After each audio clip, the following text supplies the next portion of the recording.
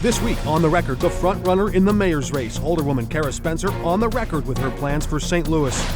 A presidential pardon for Illinois' former Democratic Governor Rod Blagojevich. Why President Trump's forgiveness is unlikely to revive the prospects of a political future for the disgraced ex-con. A special guest helps us check the record. You know his voice from NPR. We go face-to-face with Steve Inskeep on his new book about Abraham Lincoln this President's Day weekend. And the gavel drops on the velvet hammer. The jury has spoken in this case. This is a historic conviction. Mike Madigan, the longest-serving House Speaker in American history, is now a convicted felon. It's all coming up right now.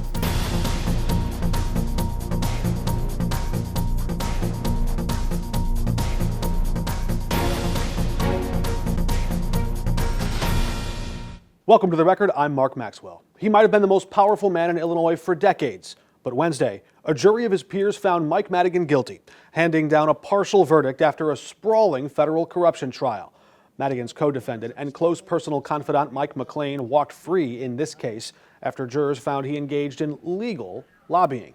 The jury deadlocked after two members could not reach the same conclusion as federal prosecutors that McLean and Madigan together engaged in a racketeering conspiracy. When it pertains to bribery, that was absolutely there in terms of the government presenting that evidence.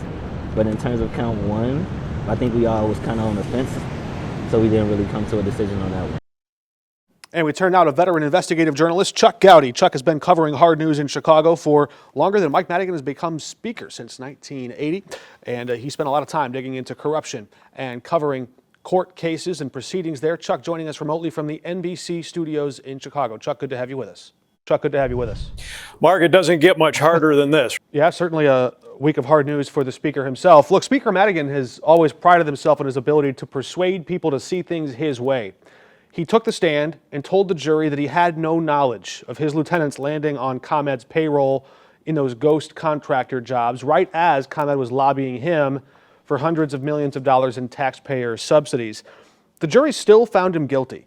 How big of a gamble was it for Madigan to take the stand? And did he say anything in his testimony that actually hurt his cause? Well, that may be his final and perhaps his biggest mistake, other than getting into some of these deals and scams to begin with. Madigan, by taking the stand, has opened the door for him to be accused of perjury now at sentencing. And what everyone here on both sides of the bar expect that to produce is that he could look at another 2 or 3 years on top of what he is already going to get in his prison sentence. Because he, according to the government, we believe they will say that he lied in his testimony. So just on the face of it, the fact that he took the stand, swore to tell the truth, the government says, well, he couldn't have told the truth because the jury has now found him guilty of these things that he said didn't happen when he was testifying, could be a real problem for him at sentencing. The feds really had to piece together quite an intricate puzzle to make their case here. And in the end, the jury only saw part of that full mosaic the feds were trying to paint. Was there a standout moment or a specific piece of evidence that you think swayed this jury? Well, what it appeared played out in court is not necessarily what, in the end, swayed the jury.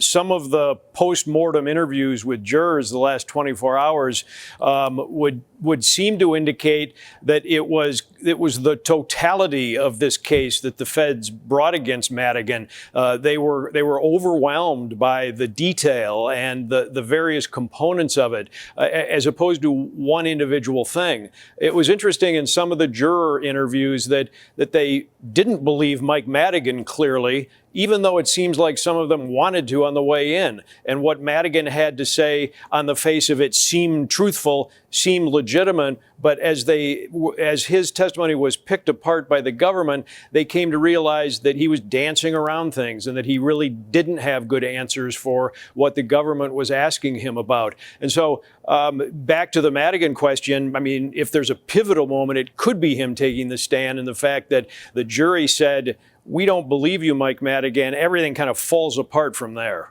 He doesn't see this exactly as game over. In fact, he might see this as the end of the second inning here. Do you have any sense of whether the Madigan team intends to appeal?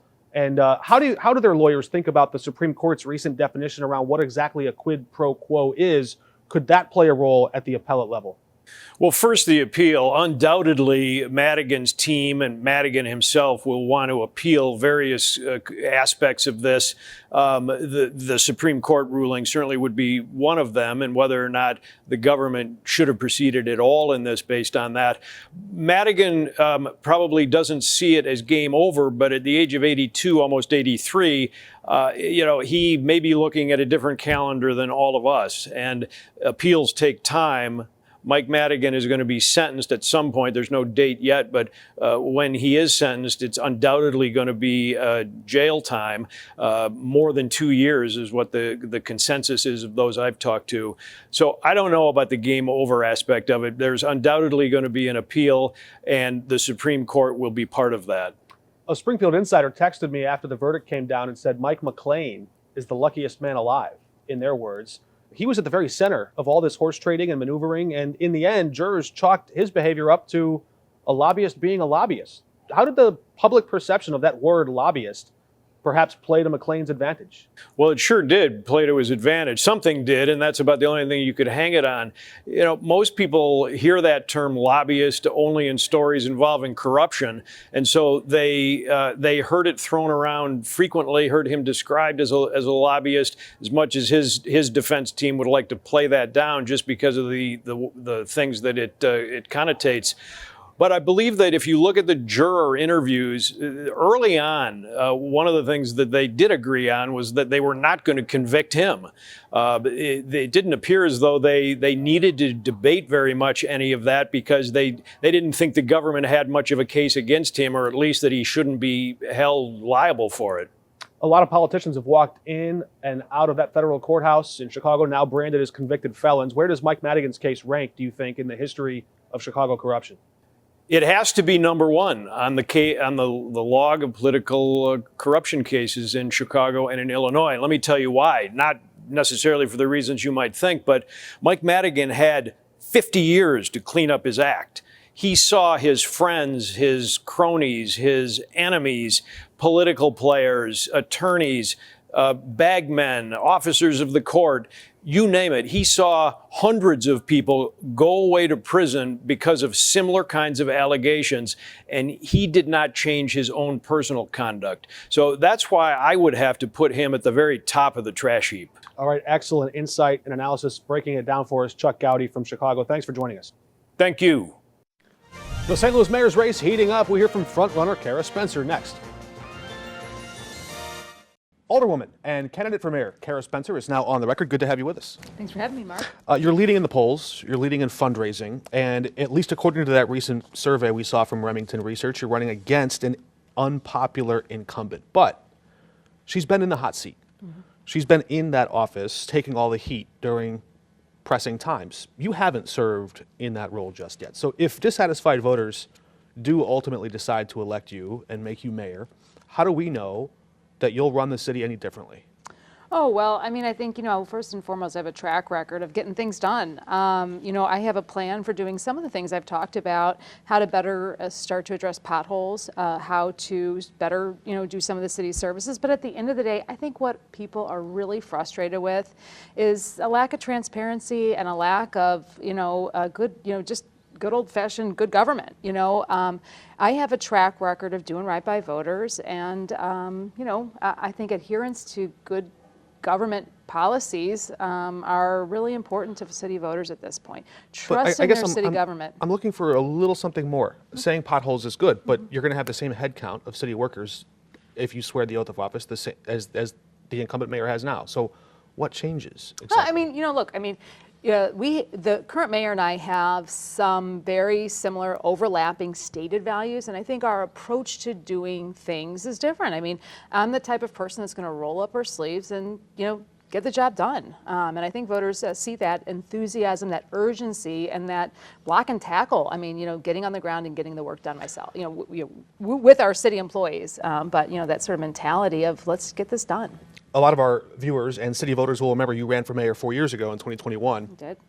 And in those debates, there was a lot of talk about ARPA money. Here we are 4 years later. We know that the deadline for the Board of Aldermen to allocate that money or to put it into a certain category has come and gone, so you can't make any changes to that anymore. But the mayor's office can still make changes in specific contracts and how that money is spent specifically. You're absolutely right. I mean, the Board of Aldermen, our job with regards to the ARPA money was done years ago. Those allocations were made, and how you actually put those into action is really up to the mayor's office in large part. And at the time that we're sitting down here for this interview, all of the money is allocated, but just 37% of it is spent, meaning more than $300 million still sits in city coffers yet to go out the door. How much of that $300 million will you review? Oh, we're going to take a full review. Look, I mean, from what we've seen uncovered, just last week, the comptroller was down at the Board of Aldermen, indicating that she's going to call for a full pause on the North City Grant Program. I mean, the problems that we've seen in just the investigations that have been done by the media, yourself included, have unearthed an enormous number of very serious questions. And I think, I am very worried that the federal government will start to claw some of those funds back. And so we're going to take a full review. Does that mean if you were elected that contractors who do business with the city should expect delays? I mean, that's a good question, Mark. I mean, I think, especially some of the contractors that have already been working with the city and have a track record, some of the things that were allocated funds for example, street repair and street investments and those types of things are done through citywide contracts and contractors that have had a long-standing relationship with the city of St. Louis. I think some of that's a little different, but certainly some of these very specific programs like the Private Building Stabilization Program, the North City Grant Program, these programs that are outside the normal activities of the city absolutely deserve a full review. I wish we had more time, but there are campaign events and debates on the horizon, forums. Any viewers can tune in there and see more of that conversation as we continue. But thanks for joining us. We've got one almost every night. You can check us out at karaspencer.com. And a lot more of those conversations, including we pressed Kara Spencer on her commitments to transparency. What would she do different at the city jail? Also, how would she navigate and lobby this fight over police and state control? Up on KSDK.com. You can also check out our voter guide for the mayoral primary race and tune into 5 Plus for free Monday night for an expanded version of this very episode. We're back in a moment. In St. Louis County, the council wars take a dramatic turn in court. A fight over who has the power to tell a government agency head you're fired. Tuesday, a circuit court judge struck Proposition B off of the April 8 ballot. But hours later, the Missouri Court of Appeals put that question right back on your ballot. The question would give the council the power to remove county department heads. The lower court called that ballot language misleading, insufficient, inaccurate, argumentative, prejudicial, and unfair. County Executive Sam Page says his office is exploring next steps in challenging Prop B. Missouri Attorney General Andrew Bailey is suing Starbucks, alleging the coffee giant engages in illegal race and sex-based discrimination against white men. His lawsuit doesn't list any white men who feel they've been shut out of a job pouring oat milk half-calf lattes. Rather, he points to the company's mission statements from 2020, when companies across the nation were looking around and they recognized a problem. For one reason or another, many of those companies weren't hiring as many workers of color as there were applicants of color or people of colors in the communities around them. So Starbucks was one of the companies that committed to make a concerted effort to improve how many workers of color it hired, and even tied executive bonuses to measuring those metrics. Bailey now argues that those diversity goals are actually illegal race-based and sex-based quotas. Starbucks shoots back, saying those allegations are inaccurate, saying, quote, "We are deeply committed to creating opportunity for every single one of our employees, and our programs and benefits are open and to everyone and lawful." This week, President Donald Trump pardons former Illinois Governor Rod Blagojevich. The Democrat was convicted back in 2011 on fraud charges that included extorting a children's hospital for campaign cash and trying to sell an open Senate seat that Barack Obama left. Blagojevich was sentenced to 14 years and served 8 years in federal prison. Trump commuted his sentence in 2020. This pardon now throws out that prior conviction. This was his message to Illinois after the pardon. I didn't do it. It was all political talk. And so I wouldn't give in because I love my wife, I love my daughters. I'll always honor and revere the memory I have of my late parents and the values they taught me. And I could never give in and sell the people of Illinois out and let these corrupt prosecutors criminalize things that are routine and legal in politics and take you away from me. For the record, he did do it. He was caught on tape. You can hear it yourself. Blagojevich was impeached by the state Senate in 2009, and that impeachment bars him from holding office in the state of Illinois moving forward. What can we learn from Abraham Lincoln today? NPR's Steve Inskeep talks about his new book highlighting how President Lincoln united a divided America. Next.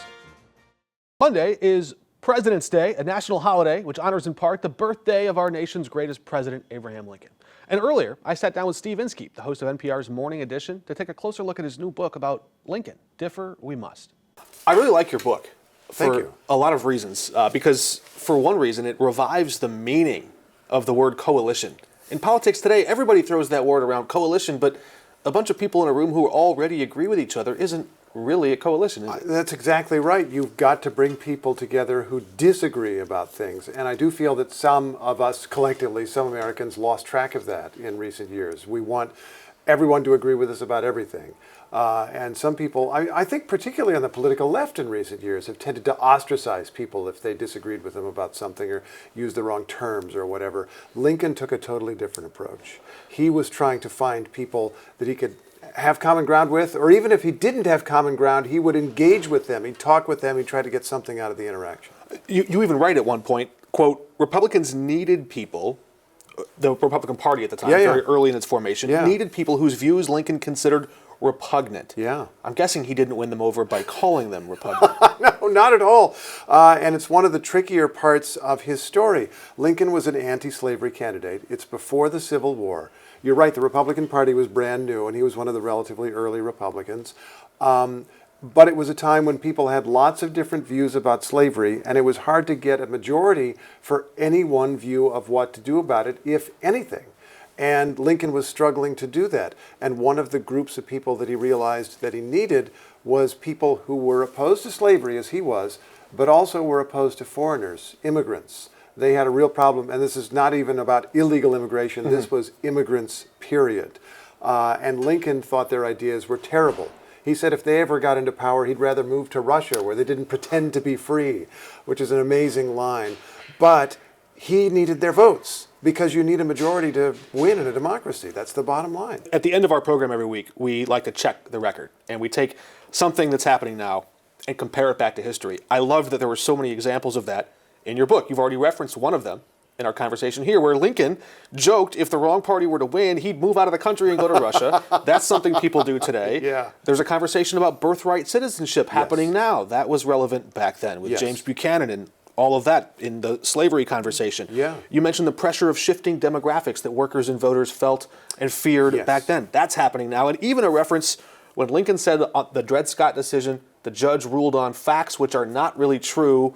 You can call that the alternative facts or the fake news debate. So there's so many things. Lincoln was protesting a Supreme Court decision, although ultimately he didn't actively oppose that. As president, he did have some problems with the Supreme Court. It's amazing the patterns and the way that they're consistent. Times have changed, the technology has changed, human nature is basically the same, and our political system is basically the same. We've still got these checks and balances, this separation of powers, this same republic, and when you go back into the history, you learn a lot that feels relevant to the present, which is why it's great you do this segment. So I wonder, my last question for you, the main thrust or gist of your book, Differ We Must, is it hopeful? Is it a cautionary tale? Is it a warning? Wow.